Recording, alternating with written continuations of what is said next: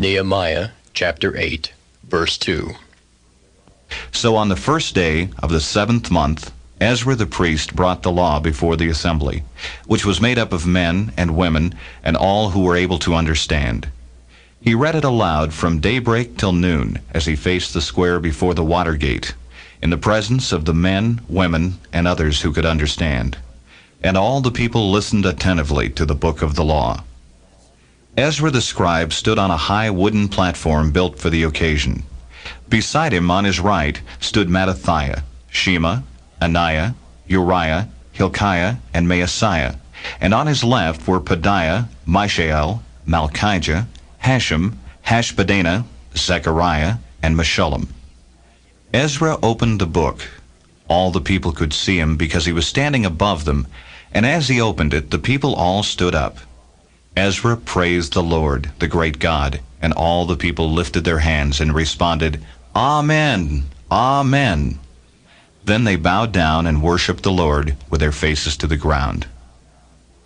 The Levites, Jeshua, Bani, Sherebiah, Jamin, Akkub, Shabbathai, Hodiah, Maaseiah, Kelita, Azariah, Jozabad, Hanan, and Pelaiah instructed the people in the law while the people were standing there. They read from the book of the law of God, making it clear and giving the meaning so that the people could understand what was being read.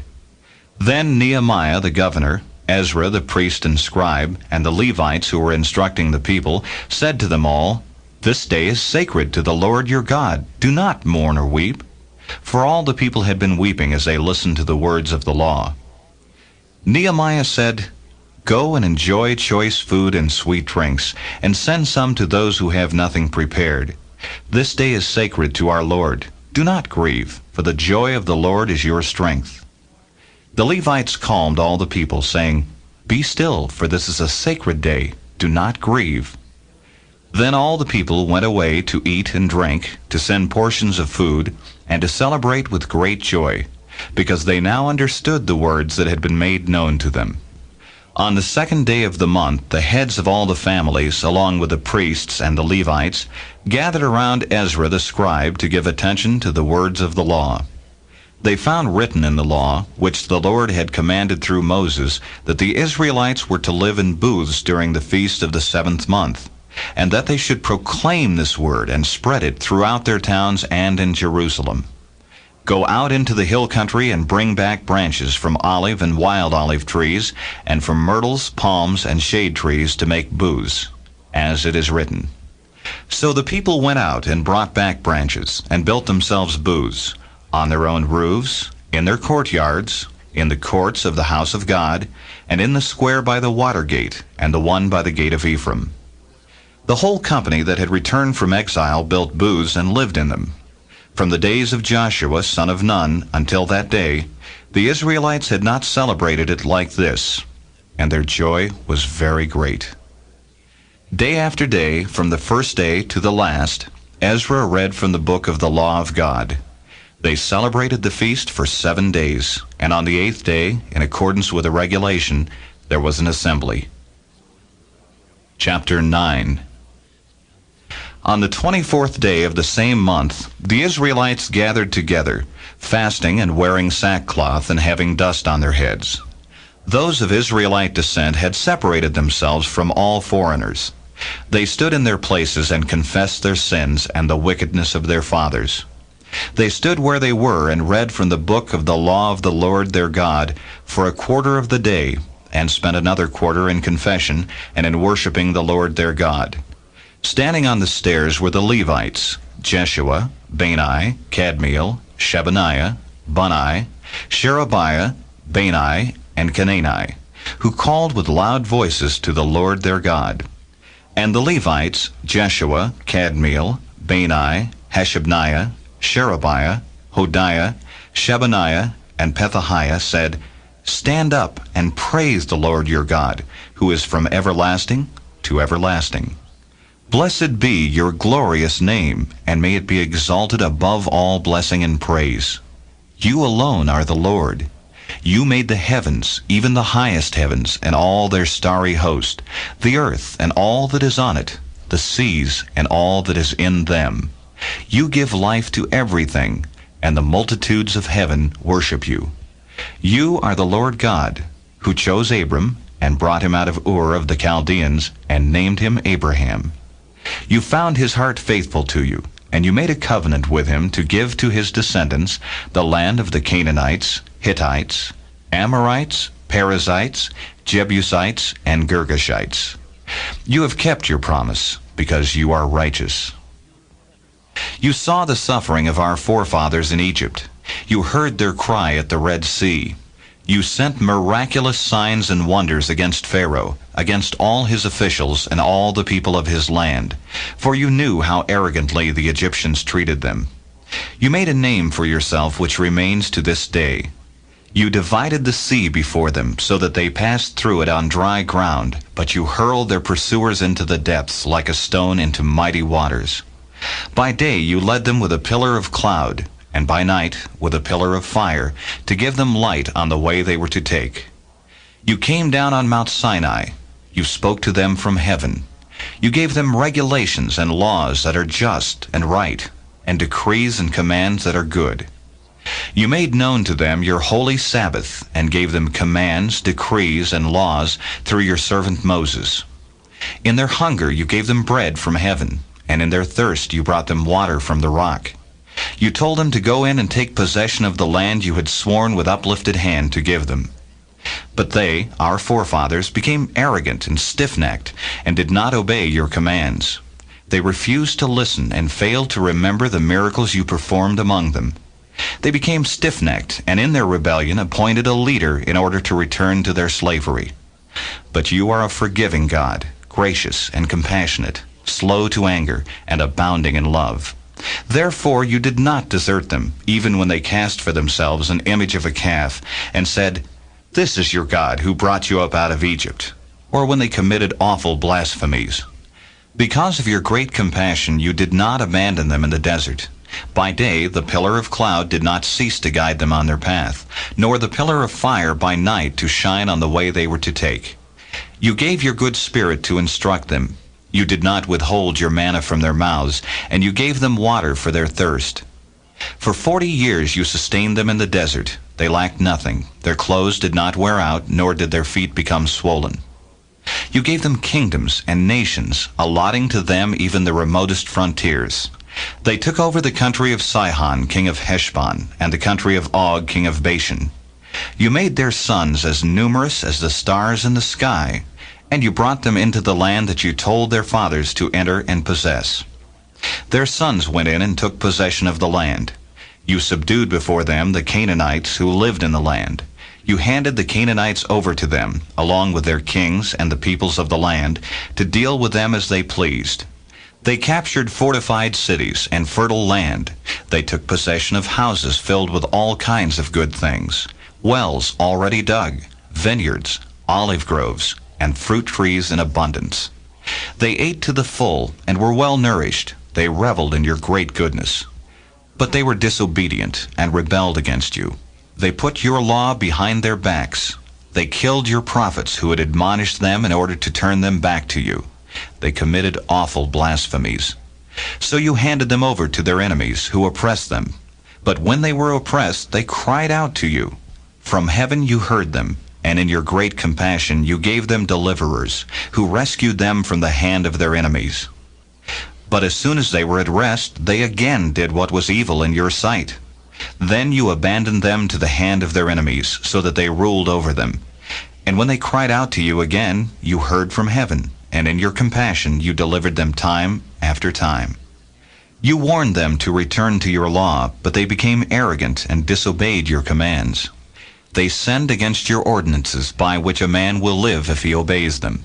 Stubbornly they turned their backs on you, became stiff-necked, and refused to listen. For many years you were patient with them. By your Spirit you admonished them through your prophets. Yet they paid no attention.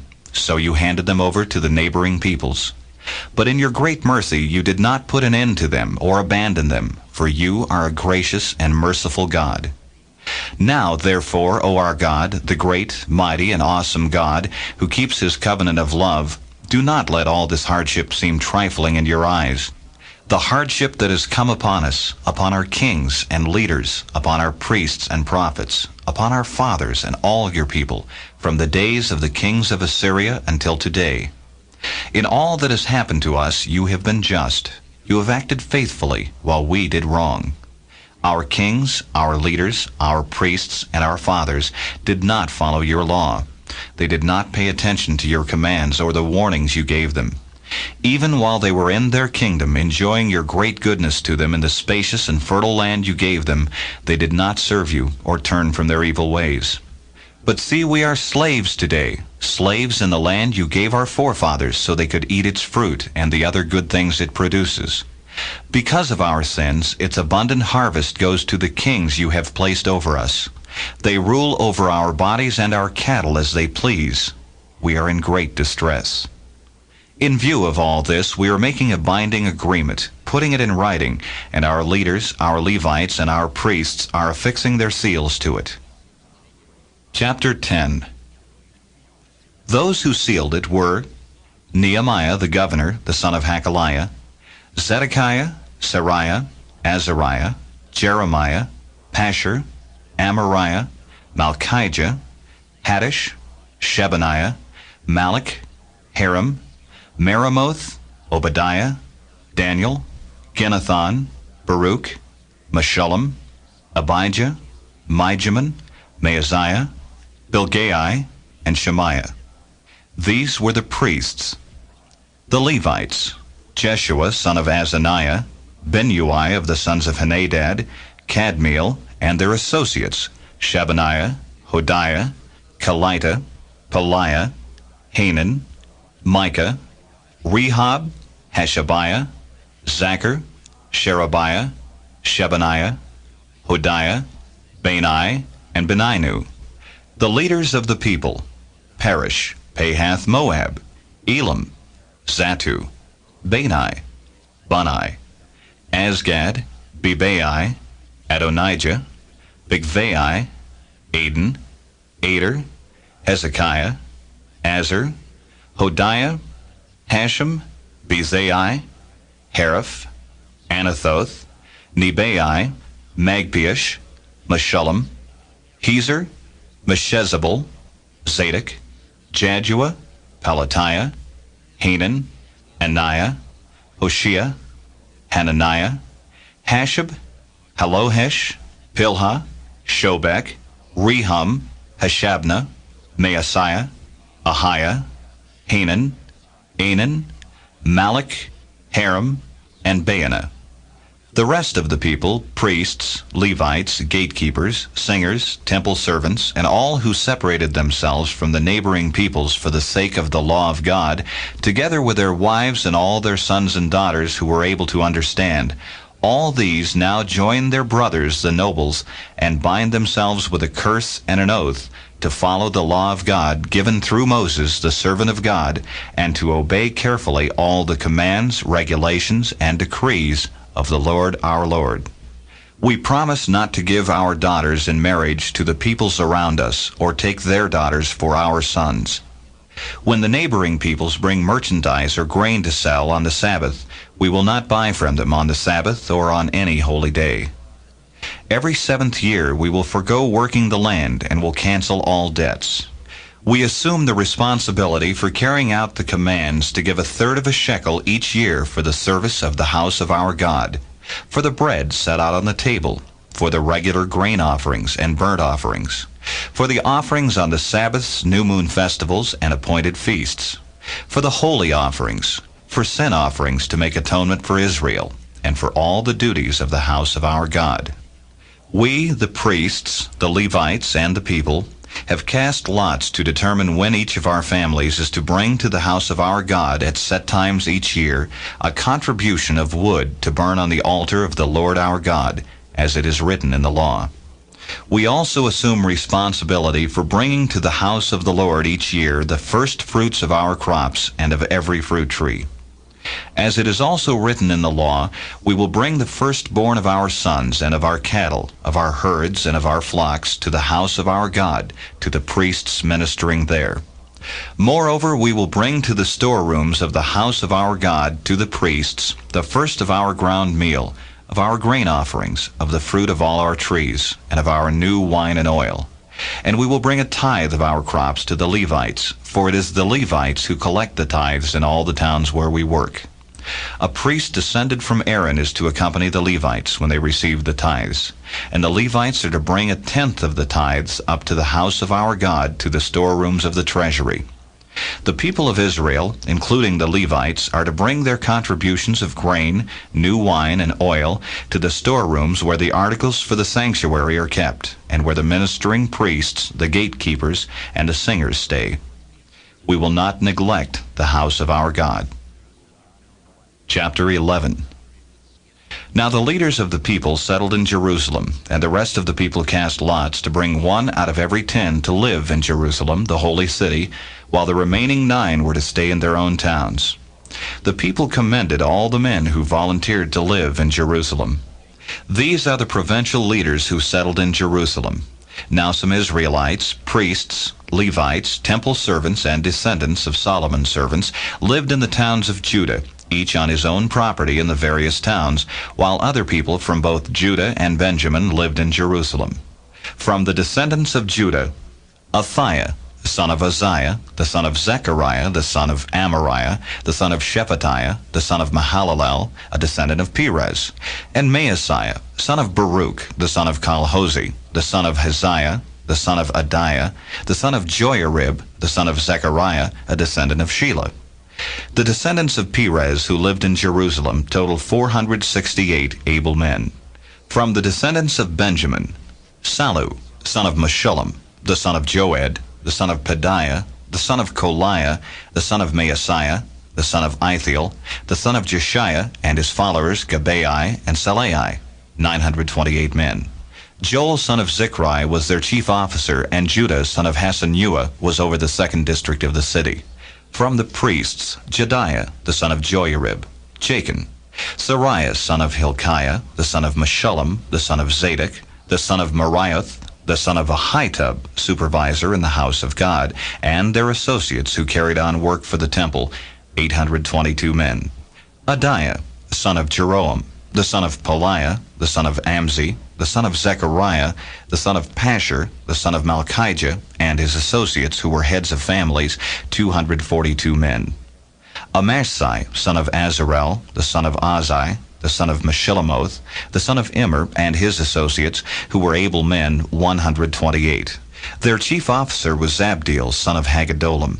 From the Levites, Shemaiah, son of Hashab, the son of Azrikam, the son of Hashabiah, the son of Bunai, Shabbatai and Jozabad, 2 of the heads of the Levites who had charge of the outside work of the house of God. Mattaniah, son of Micah, the son of Zabdi, the son of Asaph, the director who led in thanksgiving and prayer. Bakbukiah, second among his associates, and Abda, son of Shammua, the son of Galal, the son of Jeduthun. The Levites in the holy city totaled 284. The gatekeepers, Akab, Talman, and their associates who kept watch at the gates, 172 men. The rest of the Israelites with the priests and Levites were in all the towns of Judah, each on his ancestral property. The temple servants lived on the hill of Ophel, and Zihah and Gishpah were in charge of them. The chief officer of the Levites in Jerusalem was Uzzi, son of Bani, the son of Hashabiah, the son of Mattaniah, the son of Micah. Uzzi was one of Asaph's descendants, who were the singers responsible for the service of the house of God. The singers were under the king's orders, which regulated their daily activity. Pethahiah, son of Meshezabel, one of the descendants of Zerah, son of Judah, was the king's agent in all affairs relating to the people. As for the villages with their fields, some of the people of Judah lived in Kiriath Arba and its surrounding settlements, in Dibon and its settlements, in Jekabzeel and its villages, in Jeshua, in Moleda, in Beth Pelet, in Hazar Shual, in Beersheba and its settlements, in Ziklag, in Mekona and its settlements, and in Rimmon, in Zorah, in Jarmuth, Zanoah, Adullam and their villages, in Lachish and its fields, and in Azekah and its settlements. So they were living all the way from Beersheba to the valley of Hinnom. The descendants of the Benjamites from Geba lived in Michmash, Aijah, Bethel, and its settlements, in Anathoth, Nob, and Ananiah, in Hazor, Ramah, and Gittaim, in Hadid, Zeboam, and Neballat, in Lod and Ono, and in the valley of the craftsmen. Some of the divisions of the Levites of Judah settled in Benjamin. Chapter 12. These were the priests and Levites who returned with Zerubbabel, son of Shealtiel, and with Jeshua: Sariah, Jeremiah, Ezra, Amariah, Malach, Haddish, Shechaniah, Rehum, Meremoth, Iddo, Ginnethon, Abijah, Mijamin, Moadiah, Bilgah, Shemaiah, Joiarib, Jediah, Sallu, Amok, Hilkiah, and Jediah. These were the leaders of the priests and their associates in the days of Jeshua. The Levites were Jeshua, Binnui, Kadmiel, Sherebiah, Judah, and also Mattaniah, who together with his associates was in charge of the songs of thanksgiving. Bakbukiah and Unai, their associates, stood opposite them in the services. Jeshua was the father of Joachim, Joachim the father of Eliashib, Eliashib the father of Joiada, Joiada the father of Jonathan, and Jonathan the father of Jaddua. In the days of Joachim, these were the heads of the priestly families. Of Sariah's family, Meriah. Of Jeremiah's, Hananiah. Of Ezra's, Meshullam. Of Amariah's, Jehohanan. Of Malach's, Jonathan. Of Shechaniah's, Joseph. Of Haram's, Adnah. Of Meremoth's, Helkai. Of Iddo's, Zechariah. Of Ginnethon's, Meshullam. Of Abijah's, Zichri. Of Meniamin's and of Moadiah's, Piltai. Of Bilgah's, Shammua. Of Shemaiah's, Jehonathan. Of Joiarib's, Mattini. Of Jediah's, Uzzi. Of Sallu's, Kalai. Of Amok's, Eber. Of Hilkiah's, Hashabiah. Of Jediah's, Nethanel. The family heads of the Levites in the days of Eliashib, Joiada, Johanan, and Jaddua, as well as those of the priests, were recorded in the reign of Darius the Persian. The family heads among the descendants of Levi up to the time of Johanan, son of Eliashib, were recorded in the book of the Annals. And the leaders of the Levites were Hashabiah, Sherebiah, Jeshua, son of Kadmiel, and their associates who stood opposite them to give praise and thanksgiving, one section responding to the other as prescribed by David, the man of God. Mattaniah, Bakbukiah, Obadiah, Meshullam, Talmon, and Akab were gatekeepers who guarded the storerooms at the gates. They served in the days of Joachim, son of Jeshua, the son of Josadak, and in the days of Nehemiah the governor, and of Ezra the priest and scribe. At the dedication of the wall of Jerusalem, the Levites were sought out from where they lived, and were brought to Jerusalem to celebrate joyfully the dedication, with songs of thanksgiving, and with the music of cymbals, harps, and lyres. The singers also were brought together from the region around Jerusalem, from the villages of the Netophathites, from Beth Gilgal, and from the area of Geba and Asmaveth. For the singers had built villages for themselves around Jerusalem. When the priests and Levites had purified themselves ceremonially, they purified the people, the gates, and the wall. I had the leaders of Judah go up on top of the wall. I also assigned 2 large choirs to give thanks. One was to proceed on top of the wall to the right toward the dung gate. Hoshea and half the leaders of Judah followed them, along with Azariah, Ezra, Meshullam, Judah, Benjamin, Shemaiah, Jeremiah, as well as some priests with trumpets, and also Zechariah, son of Jonathan, the son of Shemaiah, the son of Mattaniah, the son of Micaiah, the son of Zachar, the son of Asaph, and his associates, Shemaiah, Azarel, Milalai, Gilalai, Maai, Nethanel, Judah, and Hanani, with musical instruments prescribed by David, the man of God. Ezra the scribe led the procession. At the fountain gate they continued directly up the steps of the city of David on the ascent to the wall, and passed above the house of David to the water gate on the east. The second choir proceeded in the opposite direction. I followed them on top of the wall, together with half the people, past the tower of the ovens, to the broad wall, over the gate of Ephraim, the Jeshanah gate, the fish gate, the Tower of Hananel, and the Tower of the 100, as far as the sheep gate. At the gate of the guard they stopped. The 2 choirs that gave thanks then took their places in the house of God. So did I, together with half the officials, as well as the priests, Eliakim, Maaseiah, Meniamin, Micaiah, Elioenai, Zechariah, and Hananiah with their trumpets, and also Maaseiah, Shemaiah, Eleazar, Uzzi, Jehohanan, Malchijah, Elam, and Ezer. The choirs sang under the direction of Jezrahiah, and on that day they offered great sacrifices, rejoicing because God had given them great joy. The women and children also rejoiced. The sound of rejoicing in Jerusalem could be heard far away. At that time, men were appointed to be in charge of the storerooms for the contributions, first fruits, and tithes. From the fields around the towns they were to bring into the storerooms the portions required by the law for the priests and the Levites, for Judah was pleased with the ministering priests and Levites.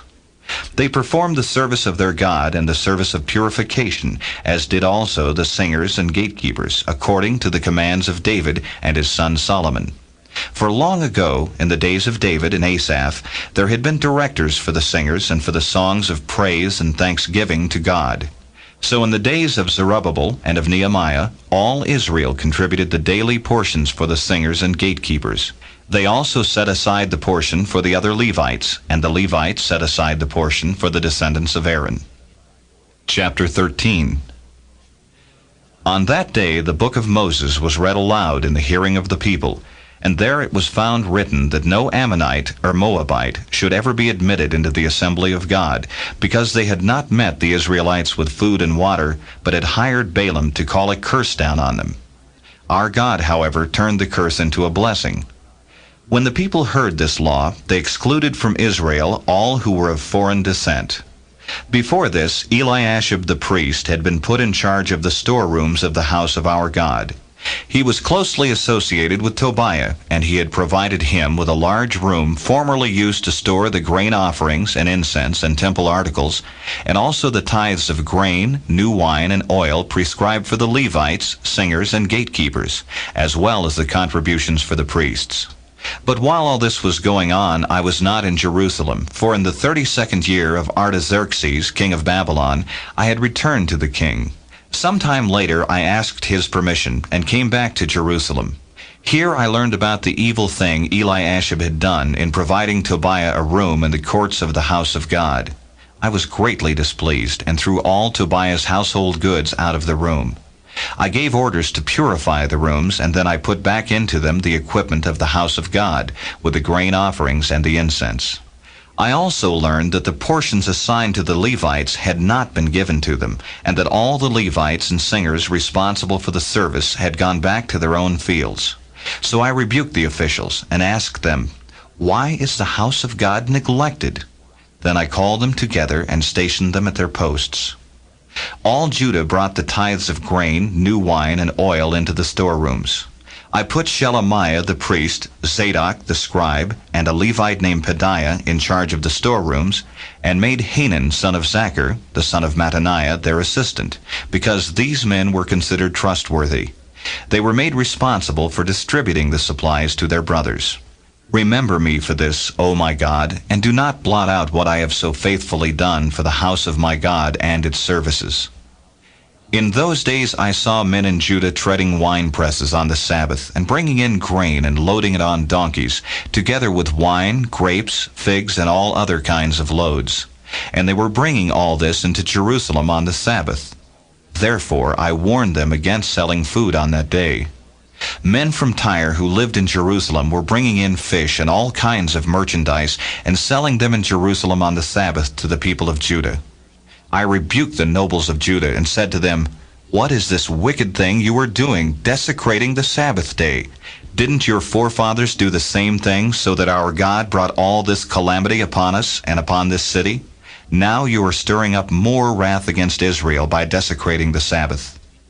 When evening shadows fell on the gates of Jerusalem before the Sabbath, I ordered the doors to be shut and not opened until the Sabbath was over.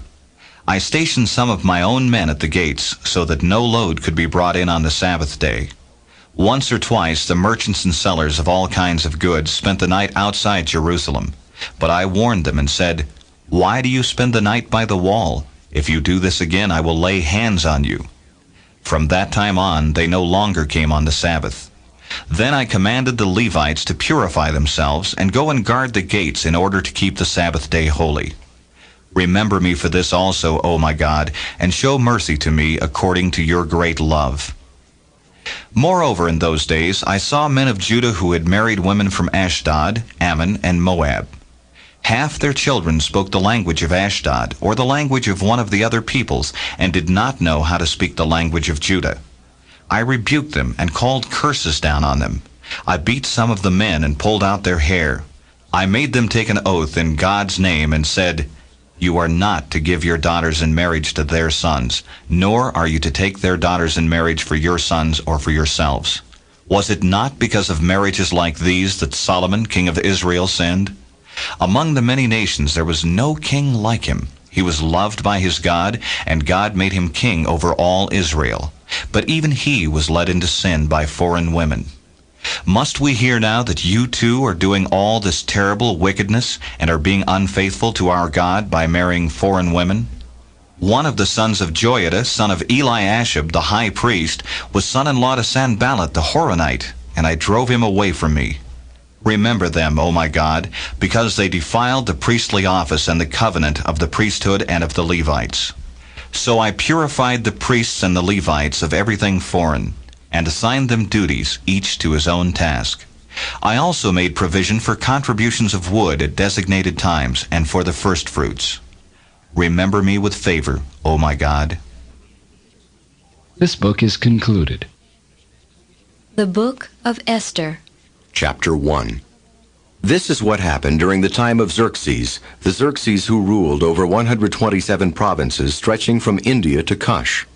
At that time King Xerxes reigned from his royal throne in the citadel of Susa, and in the 3rd year of his reign he gave a banquet for all his nobles and officials. The military leaders of Persia and Media, the princes and the nobles of the provinces were present. For a full 180 days he displayed the vast wealth of his kingdom and the splendor and glory of his majesty.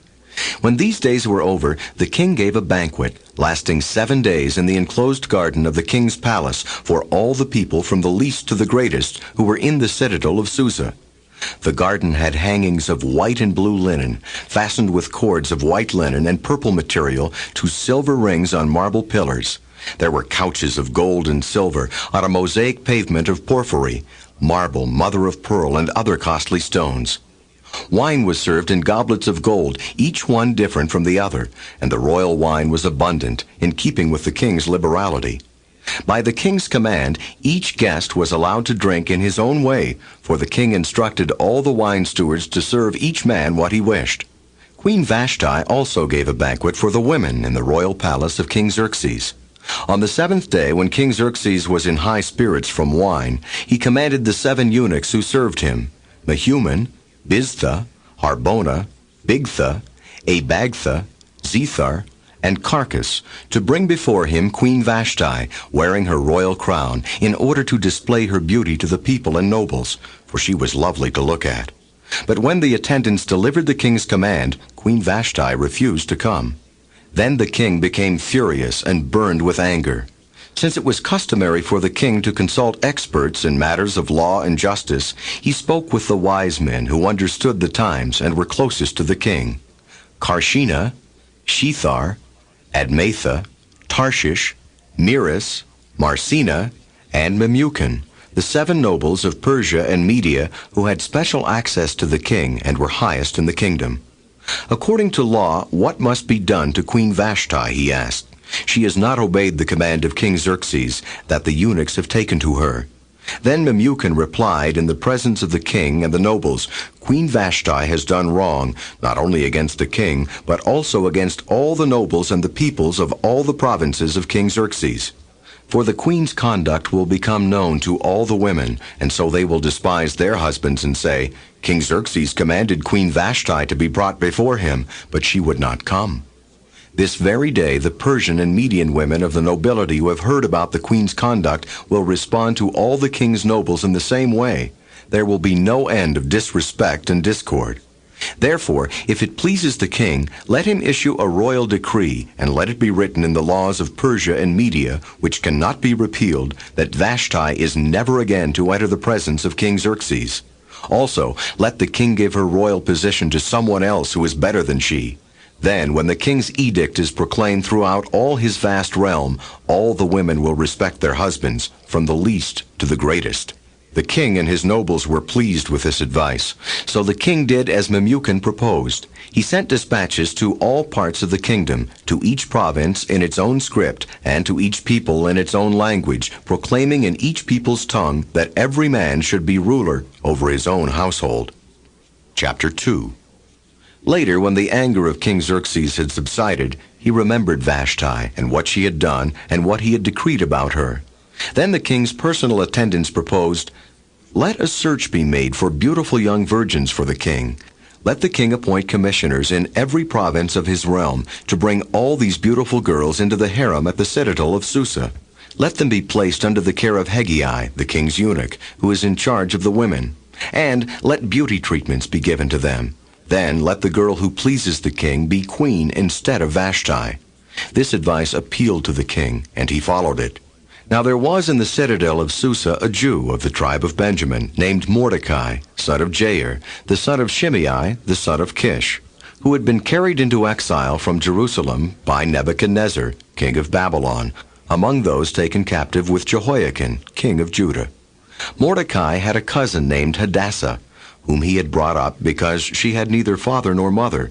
This girl, who was also known as Esther, was lovely in form and features, and Mordecai had taken her as his own daughter when her father and mother died. When the king's order and edict had been proclaimed, many girls were brought to the citadel of Susa and put under the care of Hegai. Esther also was taken to the king's palace and entrusted to Hegai, who had charge of the harem. The girl pleased him and won his favor.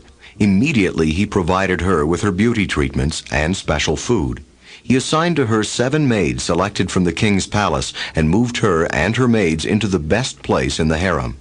Esther had not revealed her nationality and family background because Mordecai had forbidden her to do so.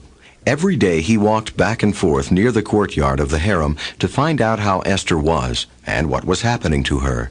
Before a girl's turn came to go to King Xerxes, she had to complete 12 months of beauty treatments prescribed for the women, 6 months with oil of myrrh, and 6 with perfumes and cosmetics. And this is how she would go to the king. Anything she wanted was given to her to take with her from the harem to the king's palace. In the evening she would go there, and in the morning return to another part of the harem to the care of Sheashgaz, the king's eunuch, who was in charge of the concubines. She would not return to the king unless he was pleased with her and summoned her by name. When the turn came for Esther, the girl Mordecai had adopted, the daughter of his uncle Abihail, to go to the king, she asked for nothing other than what Hegai, the king's eunuch, who was in charge of the harem, suggested. And Esther won the favor of everyone who saw her. She was taken to King Xerxes in the royal residence in the 10th month, the month of Tebeth, in the 7th year of his reign. Now the king was attracted to Esther more than to any of the other women, and she won his favor and approval more than any of the other virgins. So he set a royal crown on her head and made her queen instead of Vashti. And the king gave a great banquet, Esther's banquet, for all his nobles and officials. He proclaimed a holiday throughout the provinces and distributed gifts with royal liberality. When the virgins were assembled a second time, Mordecai was sitting at the king's gate. But Esther had kept secret her family background and nationality, just as Mordecai had told her to do, for she continued to follow Mordecai's instructions as she had done when he was bringing her up. During the time Mordecai was sitting at the king's gate, Bigthana and Teresh, 2 of the king's officers who guarded the doorway, became angry and conspired to assassinate King Xerxes. But Mordecai found out about the plot and told Queen Esther, who in turn reported it to the king, giving credit to Mordecai. And when the report was investigated and found to be true, the 2 officials were hanged on a gallows. All this was recorded in the book of the Annals in the presence of the king. Chapter 3. After these events, King Xerxes honored Haman, son of Hammedatha the Agagite, elevating him and giving him a seat of honor higher than that of all the other nobles. All the royal officials at the king's gate knelt down and paid honor to Haman, for the king had commanded this concerning him. But Mordecai would not kneel down or pay him honor. Then the royal officials at the king's gate asked Mordecai, "Why do you disobey the king's command?" Day after day they spoke to him, but he refused to comply. Therefore they told Haman about it, to see whether Mordecai's behavior would be tolerated, for he had told them he was a Jew. When Haman saw that Mordecai would not kneel down or pay him honor, he was enraged. Yet having learned who Mordecai's people were, he scorned the idea of killing only Mordecai. Instead, Haman looked for a way to destroy all Mordecai's people, the Jews, throughout the whole kingdom of Xerxes. In the 12th year of King Xerxes, in the first month, the month of Nisan, they cast the pur, that is, the lot, in the presence of Haman to select a day and month. And the lot fell on the 12th month, the month of Adar. Then Haman said to King Xerxes, "There is a certain people dispersed and scattered among the peoples in all the provinces of your kingdom, whose customs are different from those of all other people, and who do not obey the king's laws. It is not in the king's best interest to tolerate them. If it pleases the king, let a decree be issued to destroy them, and I will put 10,000 talents of silver into the royal treasury for the men who carry out this business." So the king took his signet ring from his finger and gave it to Haman, son of Hammedatha the Agagite, the enemy of the Jews. "Keep the money," the king said to Haman, "and do with the people as you please." Then on the 13th day of the first month the royal secretaries were summoned. They wrote out in the script of each province and in the language of each people all Haman's orders to the king's satraps, the governors of the various provinces, and the nobles of the various peoples. These were written in the name of King Xerxes himself and sealed with his own ring. Dispatches were sent by couriers to all the king's provinces with the order to destroy, kill, and annihilate all the Jews, young and old, women and little children, on a single day, the 13th day of the 12th month, the month of Adar, and to plunder their goods. A copy of the text of the edict was to be issued as law in every province and made known to the people of every nationality, so they would be ready for that day. Spurred on by the king's command, the couriers went out, and the edict was issued in the citadel of Susa. The king and Haman sat down to drink, but the city of Susa was bewildered. Chapter 4. When Mordecai learned of all that had been done, he tore his clothes, put on sackcloth and ashes, and went out into the city, wailing loudly and bitterly. But he went only as far as the king's gate, because no one clothed in sackcloth was allowed to enter it. In every province to which the edict and order of the king came, there was great mourning among the Jews, with fasting, weeping, and wailing. Many lay in sackcloth and ashes. When Esther's maids and eunuchs came and told her about Mordecai, she was in great distress. She sent clothes for him to put on instead of his sackcloth, but he would not accept them. Then Esther summoned Hathach, one of the king's eunuchs assigned to attend her, and ordered him to find out what was troubling Mordecai and why. So Hathach went out to Mordecai in the open square of the city in front of the king's gate. Mordecai told him everything that had happened to him, including the exact amount of money Haman had promised to pay into the royal treasury for the destruction of the Jews. He also gave him a copy of the text of the edict for their annihilation, which had been published in Susa, to show to Esther and explain it to her. And he told him to urge her to go into the king's presence to beg for mercy and plead with him for her people. Hathach went back and reported to Esther what Mordecai had said. Then she instructed him to say to Mordecai, "All the king's officials and the people of the royal provinces know that for any man or woman who approaches the king in the inner court without being summoned, the king has but one law, that he be put to death. The only exception to this is for the king to extend the gold scepter to him and spare his life. But 30 days have passed since I was called to go to the king." When Esther's words were reported to Mordecai, he sent back this answer: "Do not think that because you are in the king's house, you alone of all the Jews will escape. For if you remain silent at this time, relief and deliverance for the Jews will arise from another place, but you and your father's family will perish. And who knows but that you have come to royal position for such a time as this?" Then Esther sent this reply to Mordecai: "Go, gather together all the Jews who are in Susa, and fast for me. Do not eat or drink for 3 days, night or day. I and my maids will fast as you do. When this is done, I will go to the king, even though it is against the law, and if I perish, I perish." So Mordecai went away and carried out all of Esther's instructions. This book is continued on the other side of this tape. Esther chapter 5, verse 1. Chapter 5. On the third day, Esther put on her royal robes and stood in the inner court of the palace, in front of the king's hall. The king was sitting on his royal throne in the hall facing the entrance. When he saw Queen Esther standing in the court, he was pleased with her, and held out to her the gold scepter that was in his hand. So Esther approached and touched the tip of the scepter. Then the king asked, "What is it, Queen Esther? What is your request? Even up to half the kingdom it will be given you." "If it pleases the king," replied Esther, "let the king, together with Haman, come today to a banquet I have prepared for him." "Bring Haman at once," the king said, "so that we may do what Esther asks." So the king and Haman went to the banquet Esther had prepared. As they were drinking wine, the king again asked Esther, "Now, what is your petition? It will be given you. And what is your request? Even up to half the kingdom it will be granted." Esther replied, "My petition and my request is this. If the king regards me with favor, and if it pleases the king to grant my petition and fulfill my request, let the king and Haman come tomorrow to the banquet I will prepare for them. Then I will answer the king's question." Haman went out that day happy and in high spirits. But when he saw Mordecai at the king's gate, and observed that he neither rose nor showed fear in his presence, he was filled with rage against Mordecai. Nevertheless, Haman restrained himself and went home. Calling together his friends and Zeresh his wife, Haman boasted to them about his vast wealth, his many sons, and all the ways the king had honored him, and how he had elevated him above the other nobles and officials. "And that's not all," Haman added. "I'm the only person Queen Esther invited to accompany the king to the banquet she gave, and she has invited me along with the king tomorrow. But all this gives me no satisfaction, as long as I see that Jew Mordecai sitting at the king's gate." His wife Zeresh and all his friends said to him, "Have a gallows built 75 feet high, and ask the king in the morning to have Mordecai hanged on it. Then go with the king to the dinner and be happy." This suggestion delighted Haman, and he had the gallows built. Chapter 6.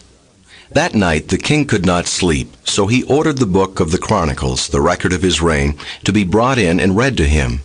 It was found recorded there that Mordecai had exposed Bigthana and Teresh, two of the king's officers who guarded the doorway, who had conspired to assassinate King Xerxes.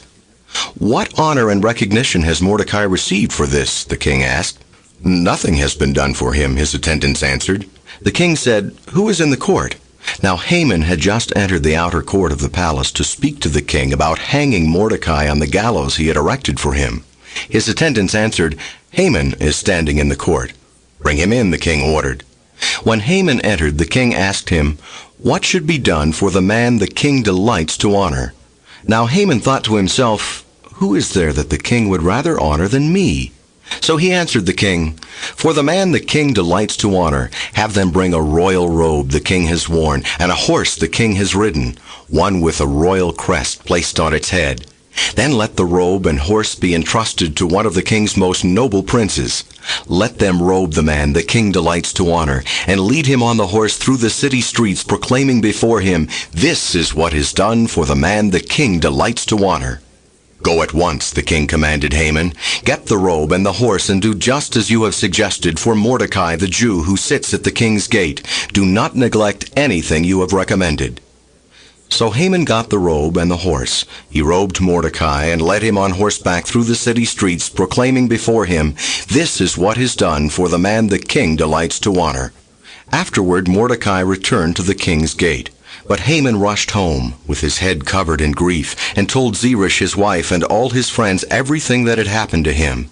His advisers and his wife Zeresh said to him, "Since Mordecai, before whom your downfall has started, is of Jewish origin, you cannot stand against him. You will surely come to ruin."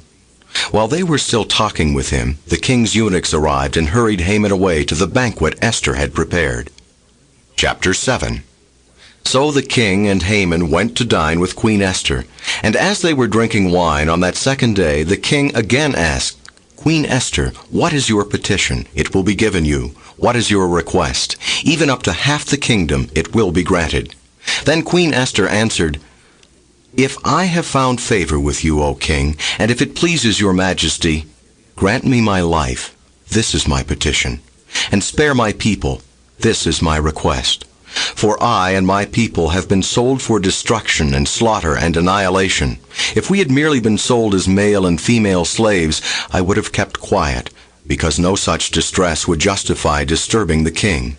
King Xerxes asked Queen Esther, "Who is he? Where is the man who has dared to do such a thing?" Esther said, "The adversary and enemy is this vile Haman." Then Haman was terrified before the king and queen. The king got up in a rage, left his wine, and went out into the palace garden. But Haman, realizing that the king had already decided his fate, stayed behind to beg Queen Esther for his life.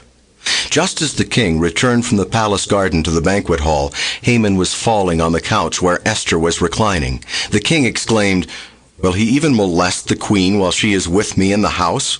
As soon as the word left the king's mouth, they covered Haman's face. Then Harbona, one of the eunuchs attending the king, said, "A gallows 75 feet high stands by Haman's house." He had it made for Mordecai, who spoke up to help the king. The king said, "Hang him on it." So they hanged Haman on the gallows he had prepared for Mordecai. Then the king's fury subsided. Chapter 8. That same day King Xerxes gave Queen Esther the estate of Haman, the enemy of the Jews. And Mordecai came into the presence of the king, for Esther had told how he was related to her. The king took off his signet ring, which he had reclaimed from Haman, and presented it to Mordecai. And Esther appointed him over Haman's estate. Esther again pleaded with the king, falling at his feet and weeping. She begged him to put an end to the evil plan of Haman the Agagite, which he had devised against the Jews. Then the king extended the gold scepter to Esther, and she arose and stood before him. "If it pleases the king," she said, "and if he regards me with favor and thinks it the right thing to do, and if he is pleased with me, let an order be written overruling the dispatches that Haman, son of Hammedatha the Agagite, devised and wrote to destroy the Jews in all the king's provinces. For how can I bear to see disaster fall on my people? How can I bear to see the destruction of my family?" King Xerxes replied to Queen Esther and to Mordecai the Jew, "Because Haman attacked the Jews, I have given his estate to Esther, and they have hanged him on the gallows. Now write another decree in the king's name in behalf of the Jews, as seems best to you, and seal it with the king's signet ring, for no document written in the king's name and sealed with his ring can be revoked." At once the royal secretaries were summoned, on the 23rd day of the 3rd month, the month of Sivan. They wrote out all Mordecai's orders to the Jews, and to the satraps, governors, and nobles of the 127 provinces stretching from India to Cush. These orders were written in the script of each province, and the language of each people, and also to the Jews in their own script and language. Mordecai wrote in the name of King Xerxes, sealed the dispatches with the king's signet ring, and sent them by mounted couriers, who rode fast horses especially bred for the king.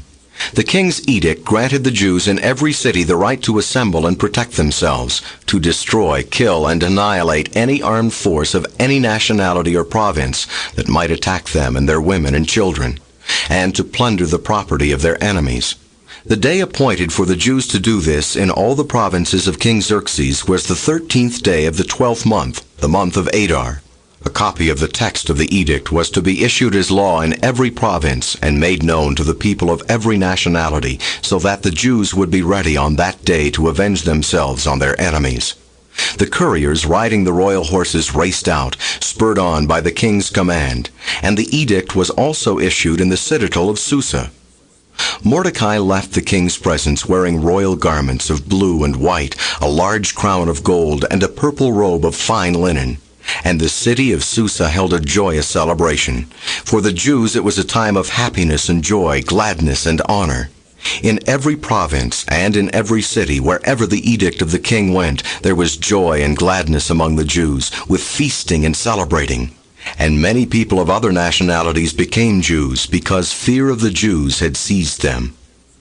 Chapter 9. On the 13th day of the 12th month, the month of Adar, the edict commanded by the king was to be carried out. On this day, the enemies of the Jews had hoped to overpower them, but now the tables were turned and the Jews got the upper hand over those who hated them. The Jews assembled in their cities in all the provinces of King Xerxes to attack those seeking their destruction. No one could stand against them, because the people of all the other nationalities were afraid of them. And all the nobles of the provinces, the satraps, the governors, and the king's administrators helped the Jews, because fear of Mordecai had seized them. Mordecai was prominent in the palace. His reputation spread throughout the provinces, and he became more and more powerful.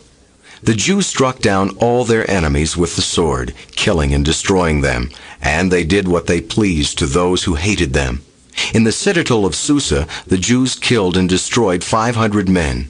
They also killed Parshandatha, Dalphon, Aspatha, Oratha, Adalia, Aridatha, Parmashta, Arasai, Aradai, and Visatha, the 10 sons of Haman, son of Hammedatha, the enemy of the Jews. But they did not lay their hands on the plunder. The number of those slain in the citadel of Susa was reported to the king that same day. The king said to Queen Esther, "The Jews have killed and destroyed 500 men and the 10 sons of Haman in the citadel of Susa. What have they done in the rest of the king's provinces? Now, what is your petition? It will be given you. What is your request? It will also be granted." "If it pleases the king," Esther answered, "give the Jews in Susa permission to carry out this day's edict tomorrow also, and let Haman's 10 sons be hanged on gallows." So the king commanded that this be done. An edict was issued in Susa, and they hanged the 10 sons of Haman. The Jews in Susa came together on the 14th day of the month of Adar, and they put to death in Susa 300 men, but they did not lay their hands on the plunder. Meanwhile, the remainder of the Jews who were in the king's provinces also assembled to protect themselves and get relief from their enemies. They killed 75,000 of them, but did not lay their hands on the plunder. This happened on the 13th day of the month of Adar, and on the 14th they rested and made it a day of feasting and joy. The Jews in Susa, however, had assembled on the 13th and 14th, and then on the 15th they rested and made it a day of feasting and joy.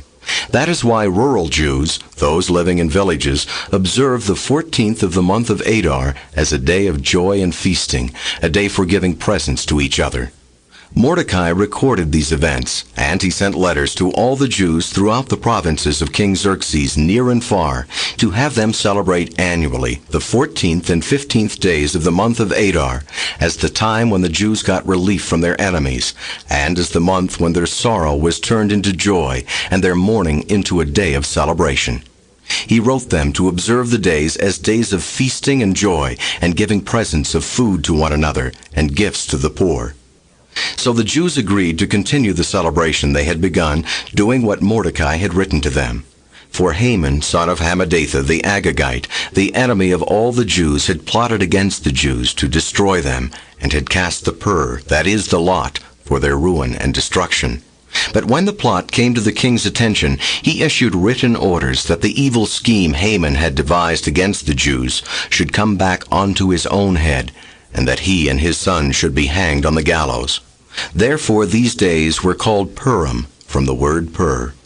Because of everything written in this letter, and because of what they had seen and what had happened to them, the Jews took it upon themselves to establish the custom that they and their descendants and all who join them should without fail observe these 2 days every year in the way prescribed and at the time appointed.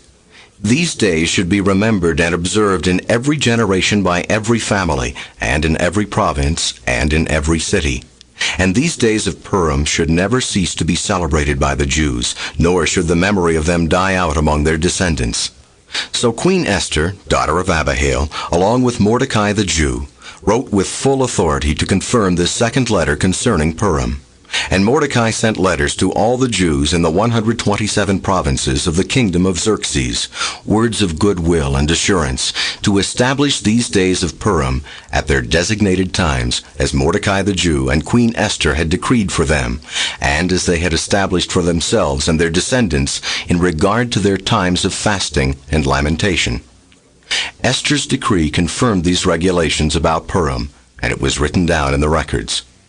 Chapter 10. King Xerxes imposed tribute throughout the empire to its distant shores, and all his acts of power and might, together with a full account of the greatness of Mordecai to which the king had raised him, are they not written in the book of the annals of the kings of Media and Persia?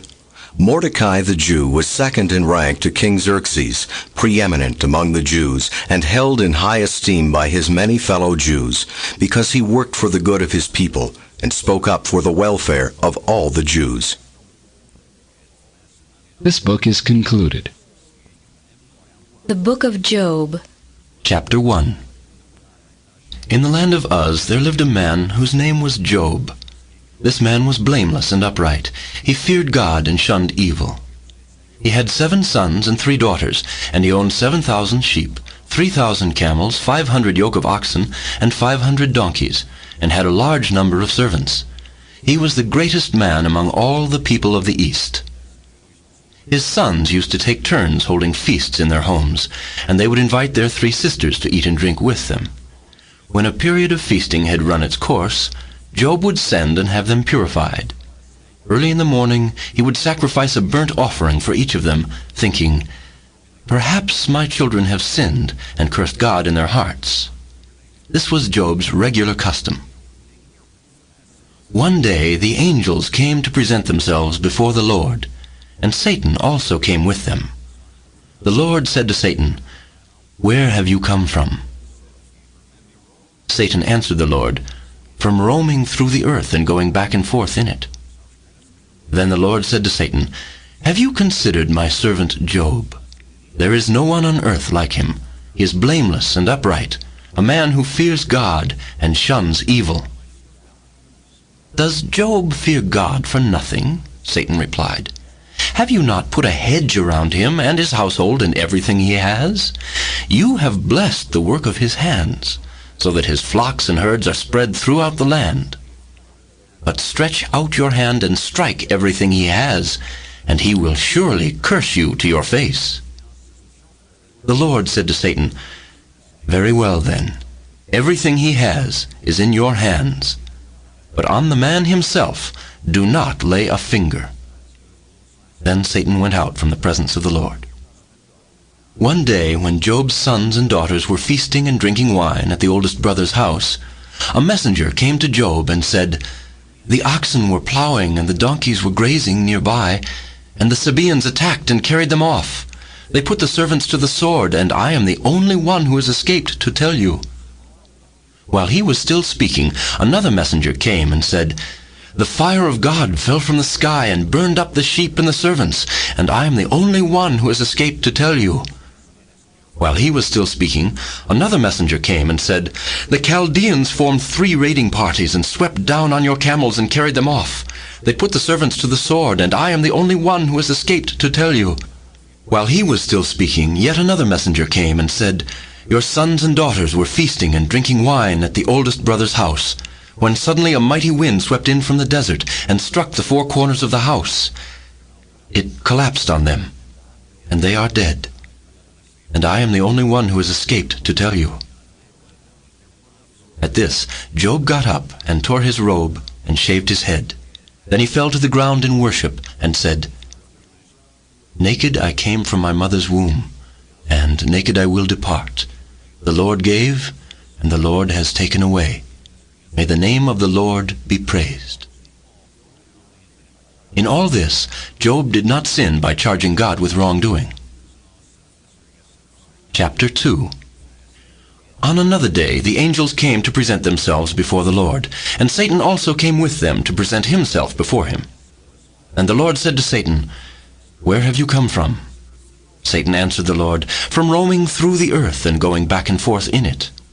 Then the Lord said to Satan, "Have you considered my servant Job? There is no one on earth like him. He is blameless and upright, a man who fears God and shuns evil. And he still maintains his integrity, though you incited me against him to ruin him without any reason." "Skin for skin," Satan replied. "A man will give all he has for his own life. But stretch out your hand and strike his flesh and bones, and he will surely curse you to your face." The Lord said to Satan, "Very well then, He is in your hands, but you must spare his life." So Satan went out from the presence of the Lord and afflicted Job with painful sores from the soles of his feet to the top of his head. Then Job took a piece of broken pottery and scraped himself with it as he sat among the ashes. His wife said to him, "Are you still holding on to your integrity? Curse God and die." He replied, "You are talking like a foolish woman. Shall we accept good from God and not trouble?" In all this, Job did not sin in what he said. When Job's 3 friends, Eliphaz the Temanite, Bildad the Shuhite, and Zophar the Naamathite, heard about all the troubles that had come upon him, they set out from their homes and met together by agreement to go and sympathize with him and comfort him. When they saw him from a distance, they could hardly recognize him. They began to weep aloud, and they tore their robes and sprinkled dust on their heads. Then they sat on the ground with him for 7 days and 7 nights. No one said a word to him, because they saw how great his suffering was. Chapter 3. After this, Job opened his mouth and cursed the day of his birth. He said, "May the day of my birth perish, and the night it was said, 'A boy is born.' That day, may it turn to darkness. May God above not care about it. May no light shine upon it. May darkness and deep shadow claim it once more. May a cloud settle over it. May blackness overwhelm its light. That night, may thick darkness seize it. May it not be included among the days of the year, nor be entered in any of the months. May that night be barren. May no shout of joy be heard in it. May those who curse days curse that day, those who are ready to rouse Leviathan. May its morning stars become dark. May it wait for daylight in vain, and not see the first rays of dawn. For it did not shut the doors of the womb on me to hide trouble from my eyes. Why did I not perish at birth, and die as I came from the womb? Why were there knees to receive me, and breasts that I might be nursed? For now I would be lying down in peace. I would be asleep and at rest with kings and counselors of the earth, who built for themselves places now lying in ruins, with rulers who had gold, who filled their houses with silver. Or why was I not hidden in the ground like a stillborn child, like an infant who never saw the light of day? There the wicked cease from turmoil, and there the weary are at rest. Captives also enjoy their ease. They no longer hear the slave drivers shout. The small and the great are there, and the slave is freed from his master. Why is light given to those in misery, and life to the bitter of soul, to those who long for death that does not come, who search for it more than for hidden treasure, who are filled with gladness and rejoice when they reach the grave? Why is life given to a man whose way is hidden, whom God has hedged in? For sighing comes to me instead of food. My groans pour out like water. What I feared has come upon me. What I dreaded has happened to me. I have no peace, no quietness. I have no rest, but only turmoil. Chapter 4. Then Eliphaz the Temanite replied, "If someone ventures a word with you, will you be impatient? But who can keep from speaking? Think how you have instructed many, how you have strengthened feeble hands. Your words have supported those who stumbled. You have strengthened faltering knees. But now trouble comes to you, and you are discouraged. It strikes you, and you are dismayed. Should not your piety be your confidence, and your blameless ways your hope? Consider now, who, being innocent, has ever perished? Where were the upright ever destroyed? As I have observed, those who plow evil and those who sow trouble reap it. At the breath of God they are destroyed. At the blast of his anger they perish. The lions may roar and growl, yet the teeth of the great lions are broken. The lion perishes for lack of prey, and the cubs of the lioness are scattered. A word was secretly brought to me. My ears caught a whisper of it. Amid disquieting dreams in the night, when deep sleep falls on men, fear and trembling seized me and made all my bones shake. A spirit glided past my face, and the hair on my body stood on end. It stopped, but I could not tell what it was. A form stood before my eyes, and I heard a hushed voice. "Can a mortal be more righteous than God? Can a man be more pure than his Maker? If God places no trust in his servants, if he charges his angels with error, how much more those who live in houses of clay, whose foundations are in the dust, who are crushed more readily than a moth? Between dawn and dusk they are broken to pieces. Unnoticed, they perish forever.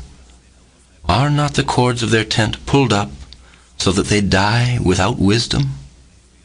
Chapter 5. Call if you will, but who will answer you?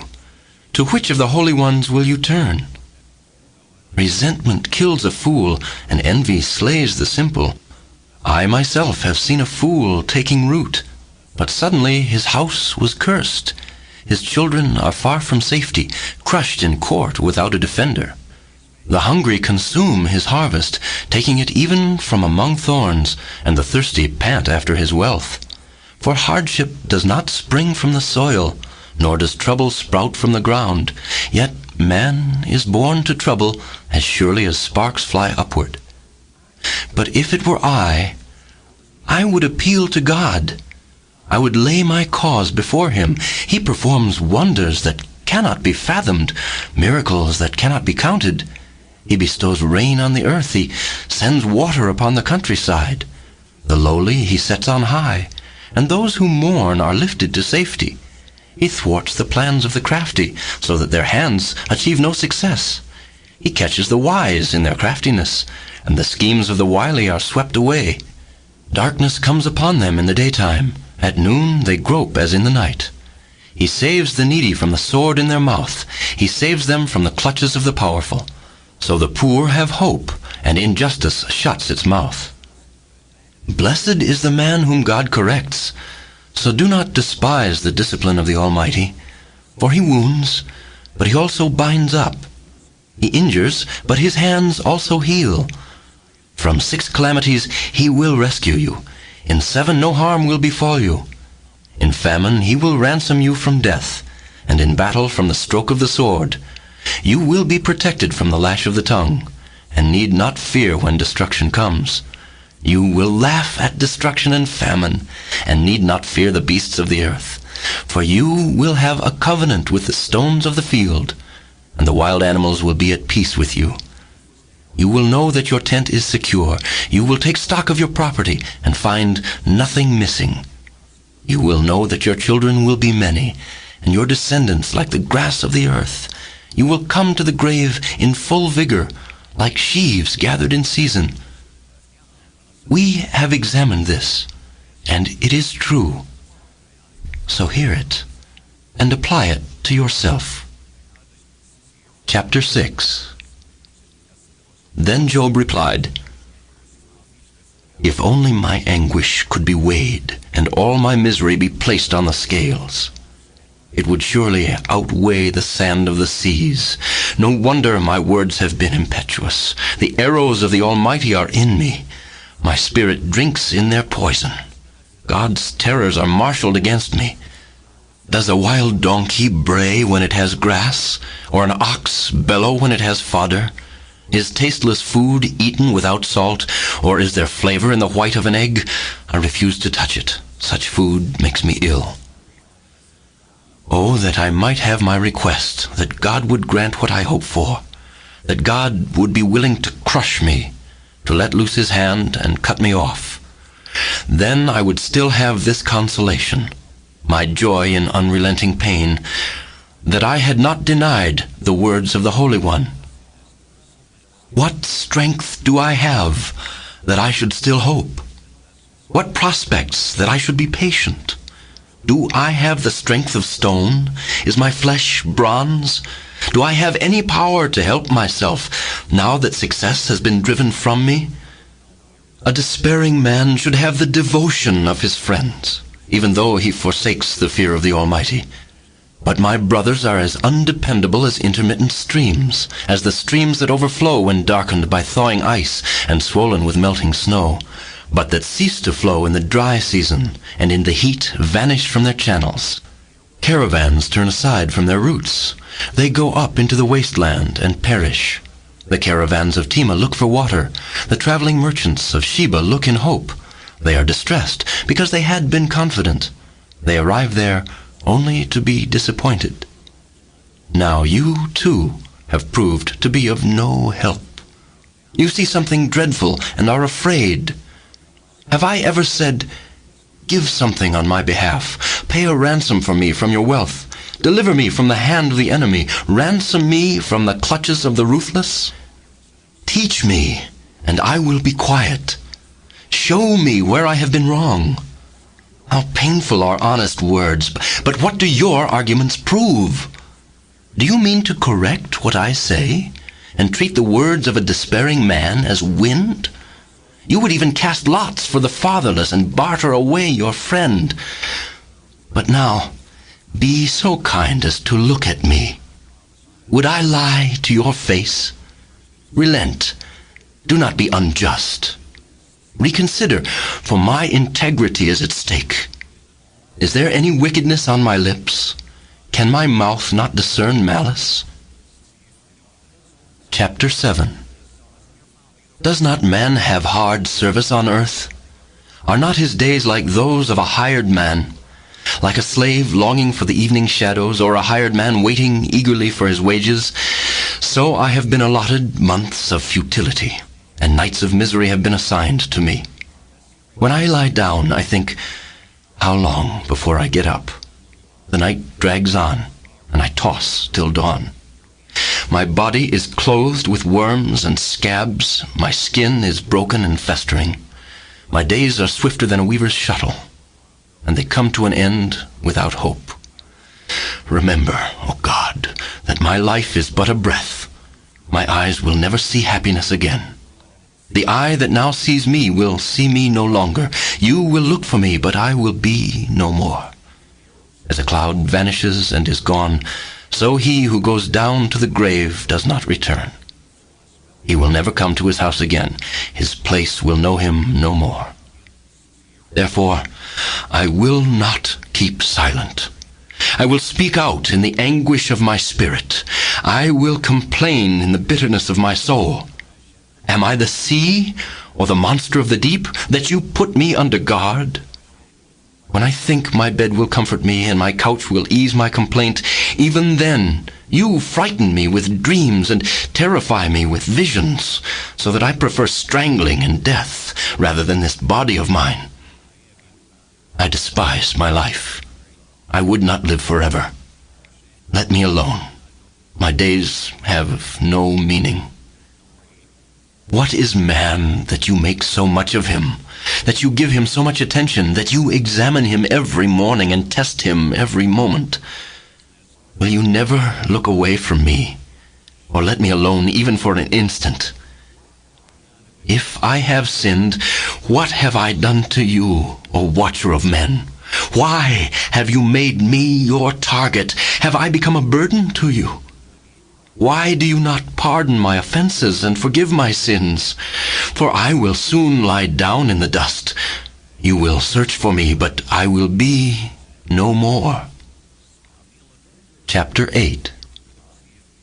Then Bildad the Shuhite replied, How long will you say such things?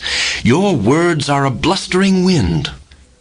Does God pervert justice? Does the Almighty pervert what is right? When your children sinned against him, he gave them over to the penalty of their sin. But if you will look to God and plead with the Almighty, if you are pure and upright, even now he will rouse himself on your behalf and restore you to your rightful place.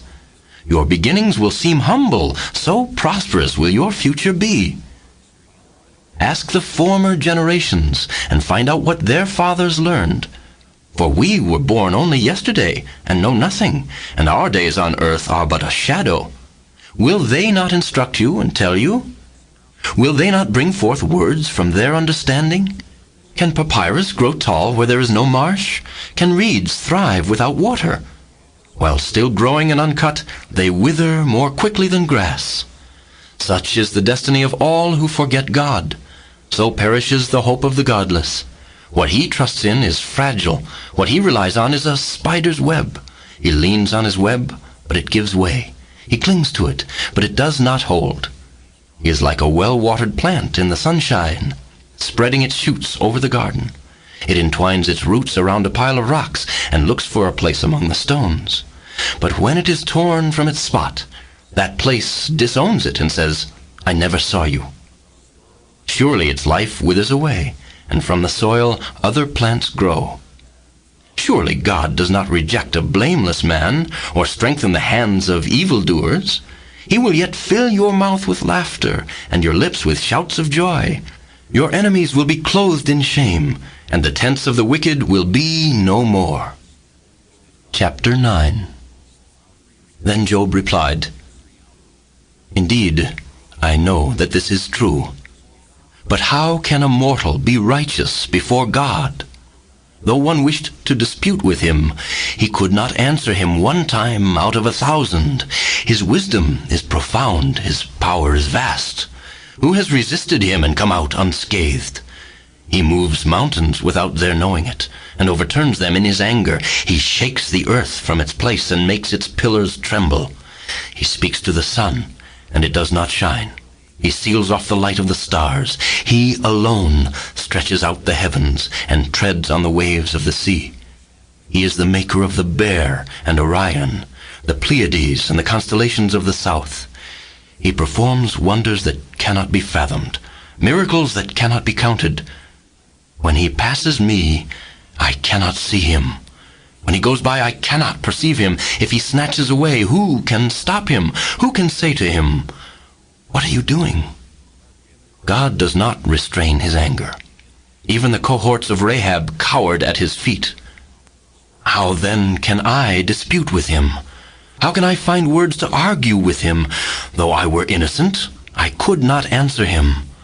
I could only plead with my judge for mercy. Even if I summoned him and he responded, I do not believe he would give me a hearing. He would crush me with a storm and multiply my wounds for no reason.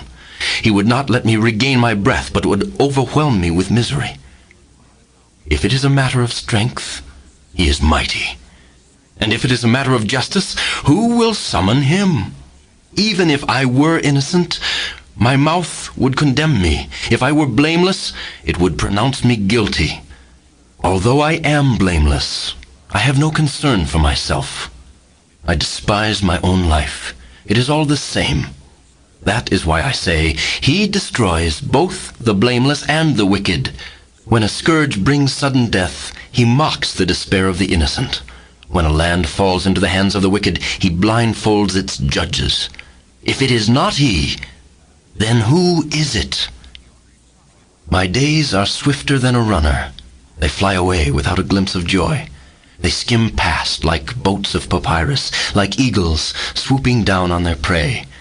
If I say, I will forget my complaint, I will change my expression and smile, I still dread all my sufferings, for I know you will not hold me innocent. Since I am already found guilty, why should I struggle in vain? Even if I washed myself with soap and my hands with washing soda, you would plunge me into a slime pit, so that even my clothes would detest me. He is not a man like me, that I might answer him, that we might confront each other in court. If only there were someone to arbitrate between us, to lay his hand upon us both, someone to remove God's rod from me, so that his terror would frighten me no more. Then I would speak up without fear of him, but as it now stands with me, I cannot. Chapter 10. I loathe my very life. Therefore I will give free rein to my complaint and speak out in the bitterness of my soul. I will say to God, do not condemn me, but tell me what charges you have against me. Does it please you to oppress me, to spurn the work of your hands while you smile on the schemes of the wicked? Do you have eyes of flesh? Do you see as a mortal sees? Are your days like those of a mortal, or your years like those of a man, that you must search out my faults and probe after my sin, though you know that I am not guilty, and that no one can rescue me from your hand? Your hands shaped me and made me. Will you now turn and destroy me? Remember that you molded me like clay. Will you now turn me to dust again? Did you not pour me out like milk and curdle me like cheese, clothe me with skin and flesh and knit me together with bones and sinews? You gave me life and showed me kindness, and in your providence watched over my spirit. But this is what you concealed in your heart, and I know that this was in your mind. If I sinned, you would be watching me, and would not let my offense go unpunished. If I am guilty, woe to me! Even if I am innocent, I cannot lift my head, for I am full of shame and drowned in my affliction. If I hold my head high, you stalk me like a lion, and again display your awesome power against me. You bring new witnesses against me, and increase your anger toward me. Your forces come against me, wave upon wave. Why then did you bring me out of the womb? I wish I had died before any eyes saw me. If only I had never come into being, or had been carried straight from the womb to the grave. Are not my few days almost over? Turn away from me, so I can have a moment's joy before I go to the place of no return, to the land of gloom and deep shadow, to the land of deepest night, of deep shadow and disorder, where even the light is like darkness. Chapter 11. Then Zophar the Naamathite replied, Are all these words to go unanswered? Is this talker to be vindicated? Will your idle talk reduce men to silence? Will no one rebuke you when you mock? You say to God, My beliefs are flawless, and I am pure in your sight. Oh, how I wish that God would speak, that he would open his lips against you, and disclose to you the secrets of wisdom, for true wisdom has two sides. Know this, God has even forgotten some of your sin. Can you fathom the mysteries of God? Can you probe the limits of the Almighty? They are higher than the heavens. What can you do? They are deeper than the depths of the grave. What can you know? Their measure is longer than the earth and wider than the sea. If he comes along and confines you in prison and convenes a court, who can oppose him? Surely he recognizes deceitful men, and when he sees evil, does he not take note? But a witless man can no more become wise than a wild donkey's colt can be born a man. Yet if you devote your heart to him, and stretch out your hands to him, if you put away the sin that is in your hand, and allow no evil to dwell in your tent, then you will lift up your face without shame. You will stand firm and without fear. You will surely forget your trouble, recalling it only as waters gone by. Life will be brighter than noonday, and darkness will become like morning. You will be secure, because there is hope. You will look about you and take your rest in safety. You will lie down with no one to make you afraid, and many will court your favor. But the eyes of the wicked will fail, and escape will elude them. Their hope will become a dying gasp. Chapter 12. Then Job replied, Doubtless you are the people, and wisdom will die with you. But I have a mind as well as you. I am not inferior to you. Who does not know all these things? I have become a laughingstock to my friends, though I called upon God and he answered, a mere laughingstock, though righteous and blameless. Men at ease have contempt for misfortune, as the fate of those whose feet are slipping. The tents of marauders are undisturbed, and those who provoke God are secure, those who carry their God in their hands. But ask the animals, and they will teach you, or the birds of the air, and they will tell you, or speak to the earth, and it will teach you, or let the fish of the sea inform you. Which of all these does not know that the hand of the Lord has done this? In his hand is the life of every creature, and the breath of all mankind. Does not the ear test words as the tongue tastes food? Is not wisdom found among the aged? Does not long life bring understanding?